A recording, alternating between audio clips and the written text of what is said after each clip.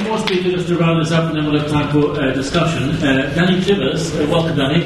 Danny is the author of the No Nonsense Guide to Climate Change.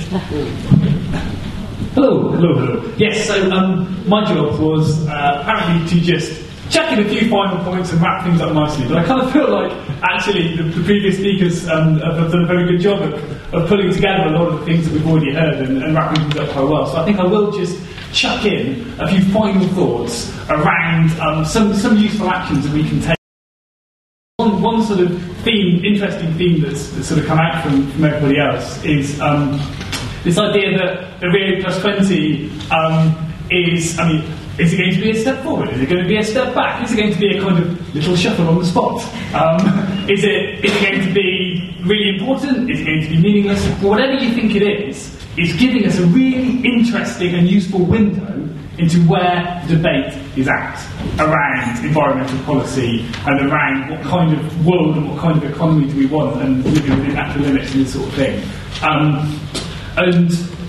One of the key things that, again, several people have mentioned, one of the key developments that's happened since the first Rio that we can really see quite strongly in what's happening at Rio Plus 20 is its growth in corporate power that people have mentioned over the last 20 years or so. Well, it's been going on for longer than that.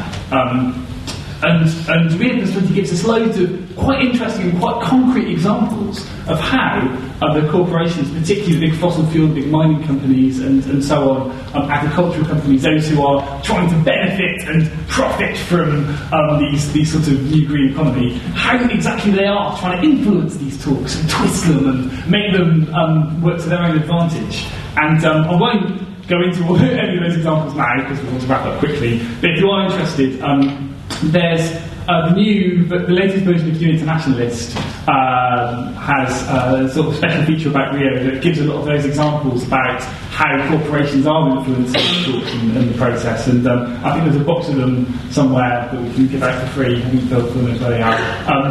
I will warn you that the article in there about this is written by me, but don't let that thing walk. I think there's still some useful information in there.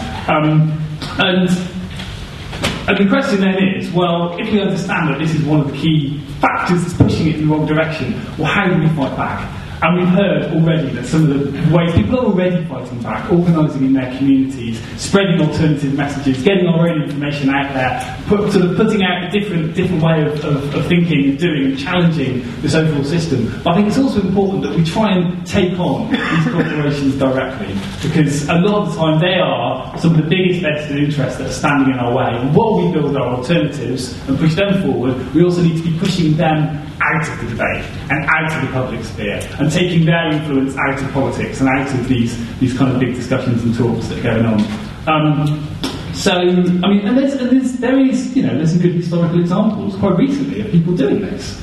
I mean, if nowadays, you wouldn't imagine to see governments sitting down with tobacco companies to do a sort of conference about health or cancer.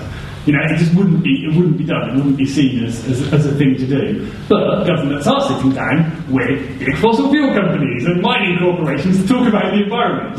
I mean, we need to point out this absurdity and make this as unacceptable as bringing in tobacco companies to talk about cancer care. And it can be done because these public attitudes can be shifted. And we've got a fantastic opportunity at the moment here in the UK, just to pull out one example people are working on, with the Olympics and the extraordinary amount of corporate sponsorship that's pouring into the Olympics. And a lot of companies like BP and Rio Tinto and Dow Chemical are kind of trying to use the Olympics to greenwash their image and make themselves look great, and people are pointing this out and targeting them. These companies have painted big targets on themselves for us to attack, and it gives us these brilliant opportunities to try and take them down a peg or two and challenge their public image, get them out of our public spaces, stop them from sponsoring our public institutions, and thus make them unacceptable partners for government in trying to solve these problems. And there's loads of brilliant campaigns that I don't have time to go into now, but I'm sure lots of people in the team can tell you great stuff that's going on around this. But these things can be done.